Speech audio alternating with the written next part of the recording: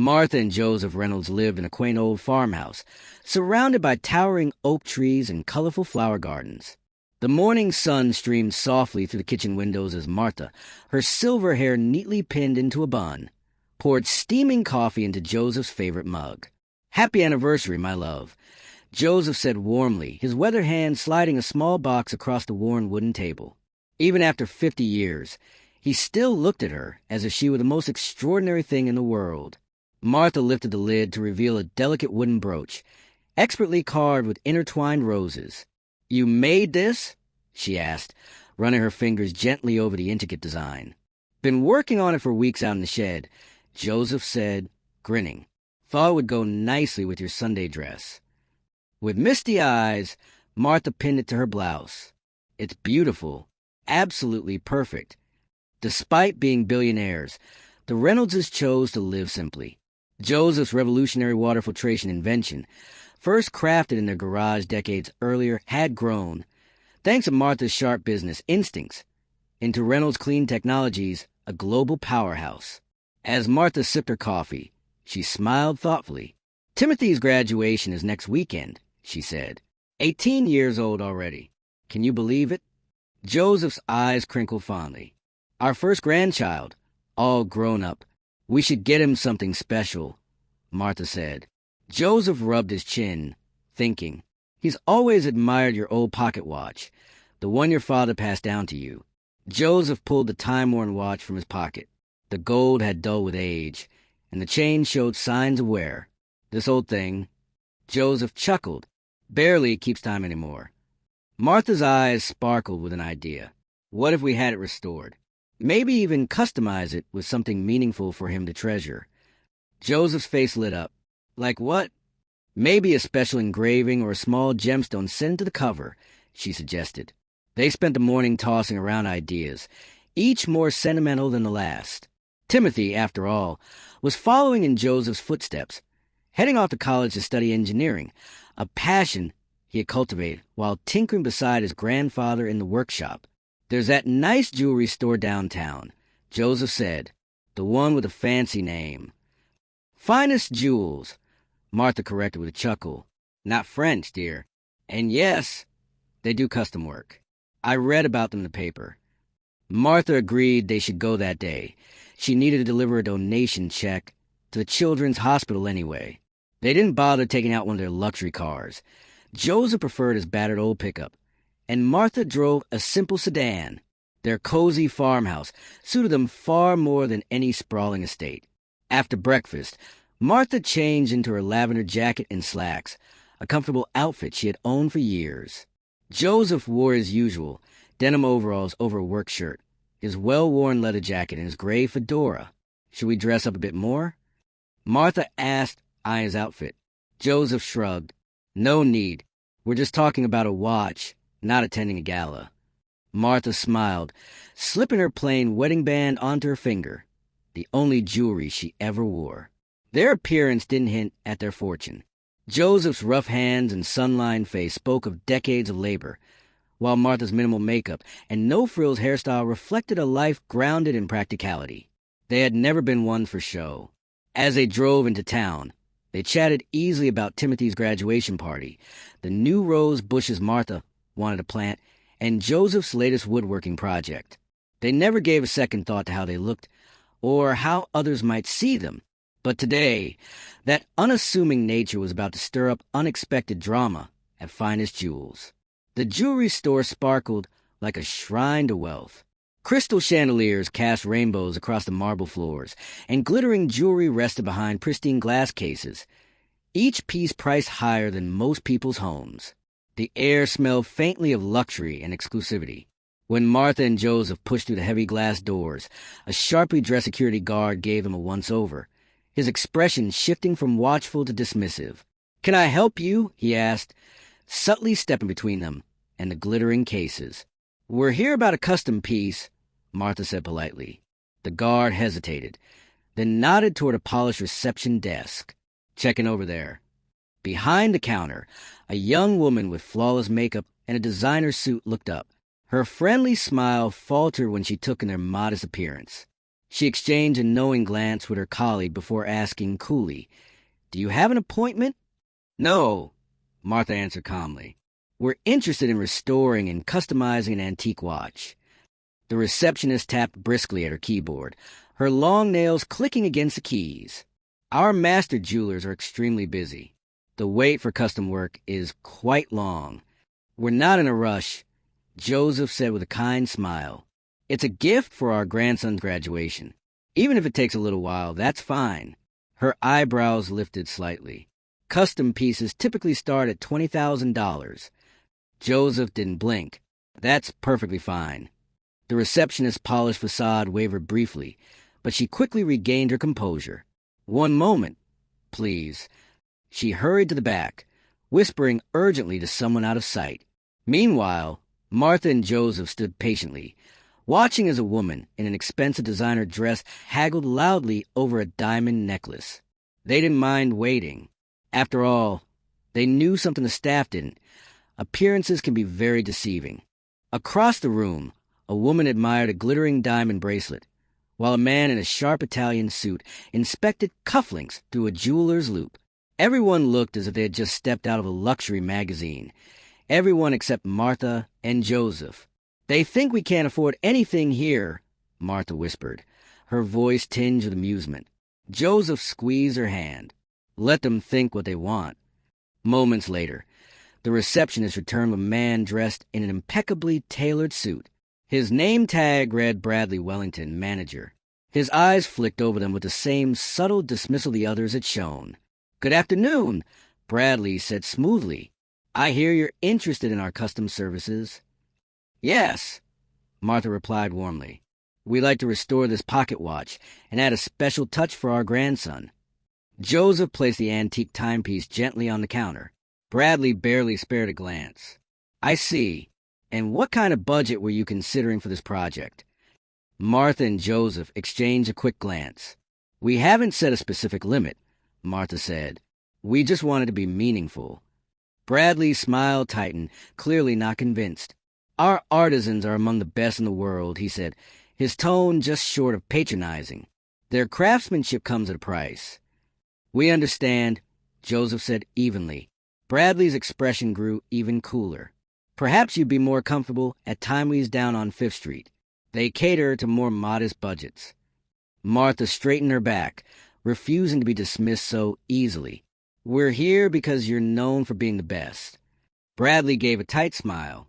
"Indeed, and with that reputation comes a significant investment. Our typical clientele is prepared for that."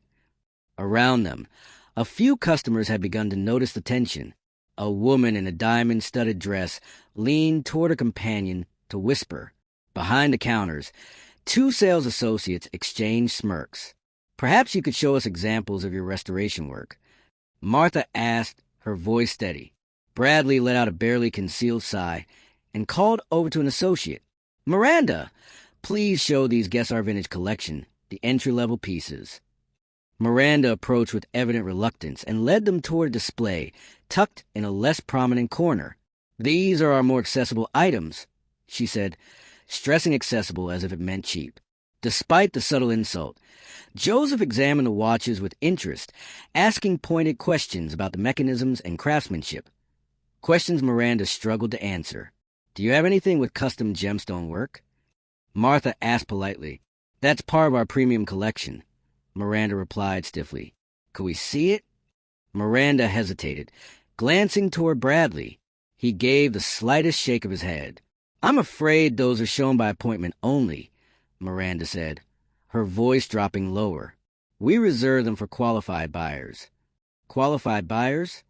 Joseph repeated, his tone curious rather than confrontational.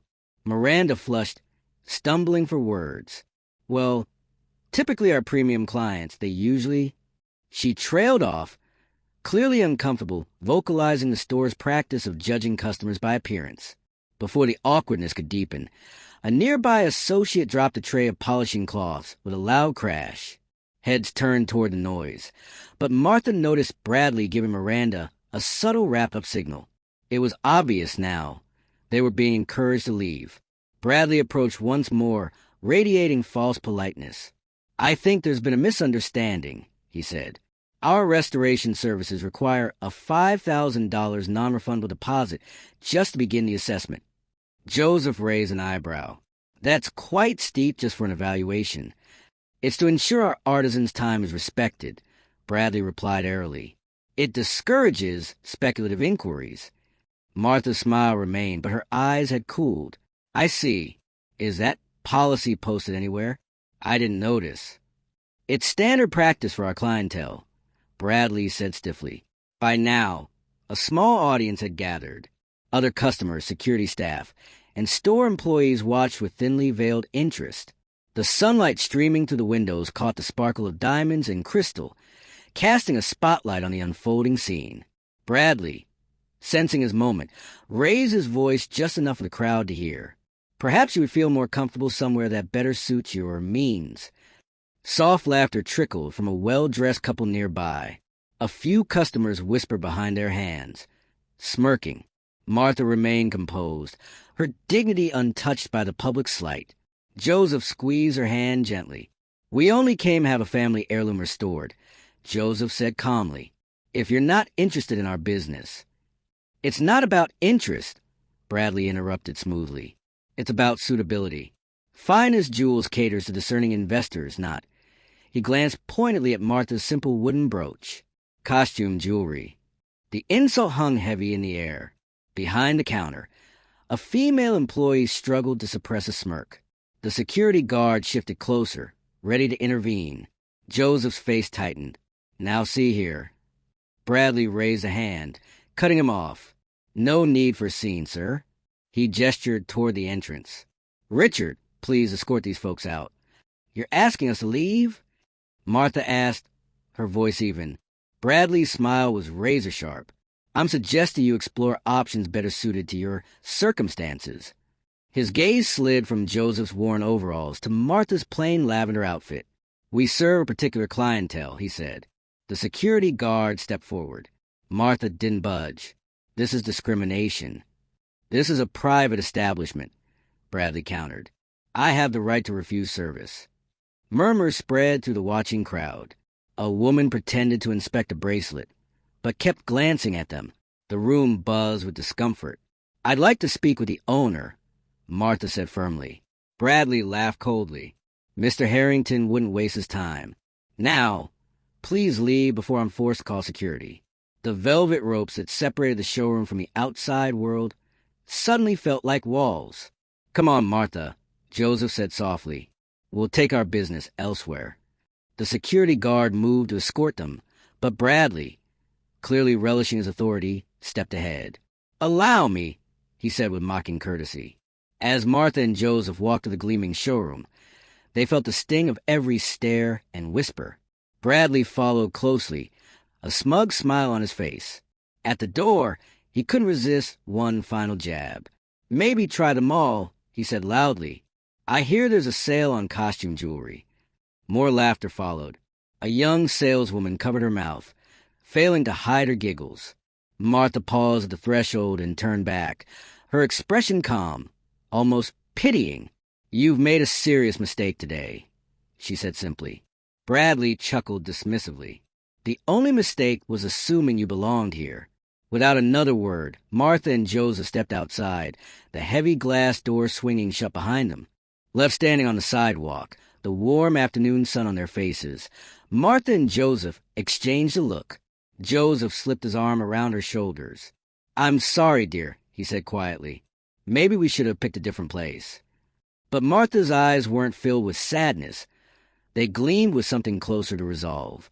"No," she said, reaching calmly into her purse. "I think we're exactly where we're meant to be." She pulled out her phone and, with a quick tap, made a brief, firm call. "James, it's Martha Reynolds."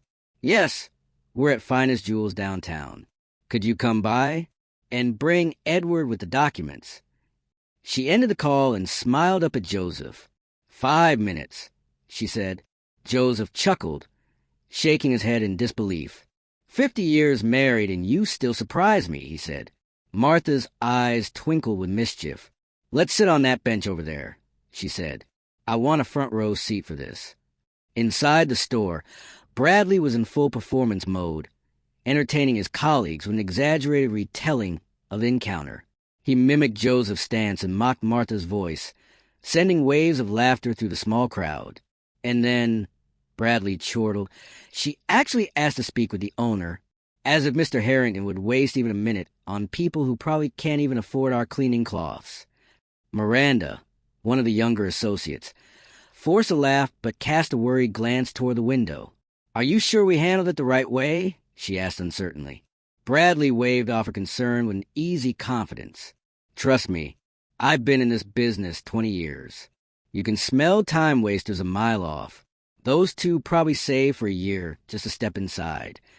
Just then, a sleek black Bentley pulled up to the curb outside. The uniformed driver opened the door, and out stepped a distinguished man in his 60s, sharp in an immaculate suit. Another, younger man followed, carrying a leather portfolio. The two men approached Martha and Joseph, who rose from their bench. "Mrs. Reynolds, Mr. Reynolds." The older man greeted them with a respectful nod. "What can we do for you today?" Martha smiled warmly. "James, thank you for coming on such short notice. We seem to have run into a situation." Inside, the store had fallen into stunned silence. Through the large glass windows, everyone could see the polished Bentley, the chauffeur, and the important-looking visitors speaking with a couple they had just humiliated. "Who are they talking to?" Miranda whispered, craning her neck for a better look. Bradley squinted, his bravado slipping. "That's James Thornton," he said slowly, a knot forming in his stomach. "One of the top financial advisors in the country." His confidence wavered. "What's he doing with them?" Outside, the younger man opened a portfolio, producing documents for Martha to review. She signed them briskly, passing them to Joseph to complete with his signature. Inside, the customers and even the employees abandoned any pretense of shopping. They crowded near the windows, trying to figure out what was happening. Then, to everyone's shock, another luxury car pulled up, this time a Rolls-Royce with tinted windows. Bradley's face paled. That's Charles Harrington's car," he stammered. "The owner?" Miranda gasped. Bradley nodded mutely, panic rising in his chest. From the Rolls-Royce emerged Charles Harrington himself, founder and CEO of the finest jewels empire, elegant and commanding even in his 70s. Spotting Martha and Joseph, his face lit up in a wide, genuine smile. "Martha, Joseph," he called out, striding toward them with open arms. "What an absolute delight to see you." Bradley watched, horror-struck, as his employer warmly embraced the very people he had thrown out moments ago. Inside the store, the mood shifted drastically. Amusement turned to dread. Employees exchanged anxious glances. Customers murmured behind their hands. Bradley tugged nervously at his collar, feeling it tighten around his throat. "Who are they?" Miranda demanded, her voice tight and anxious. Before he could answer, the entire group outside, Martha, Joseph, James Thornton, the younger assistant, and Charles Harrington, turned and began walking toward the entrance. Martha pointed directly at Bradley through glass, and Harrington's smile disappeared, replaced by a hard, stormy look. The small group approached with purpose. Bradley swallowed hard, his mouth dry. "I think," he whispered hoarsely, "we've made a terrible mistake." The security guard, who had earlier watched Joseph and Martha with disdain, now rushed open the door with exaggerated respect. As the glass swung open, Bradley found himself face to face with the very people he had mocked, and with the boss whose favor he had just spectacularly lost. Charles Harrington looked angrier than anyone at Finest Jewels had ever seen him. His voice, dangerously low, cut through the tense silence. "Bradley," he said sharply, "we need to talk." The atmosphere inside the store had shifted completely. Where a moment ago there had been laughter and smug glances, now there was only frozen silence. Every eye was locked on the scene unfolding at the entrance. "Charles," Martha said warmly, as if greeting an old friend, "we didn't expect to see you today." Charles Harrington's face was a strange blend of fondness for the Reynolds and simmering rage directed at his staff.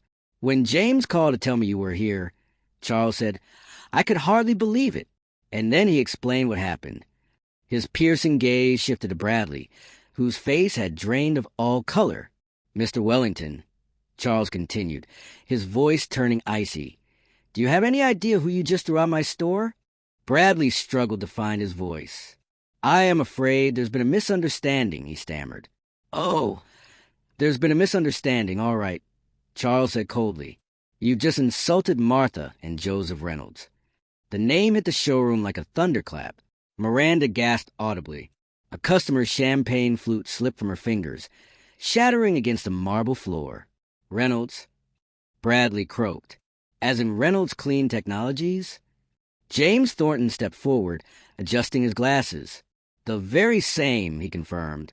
"The company currently valued at around $87 billion. A wave of murmuring swept through the store. Reynolds Clean Technologies was a household name. Their water filtration systems saved millions of lives around the globe, and their humanitarian efforts have been praised worldwide. But Bradley stammered, staring at the unassuming couple. "They don't look like billionaires." Martha's smile was kind, but her voice was steady.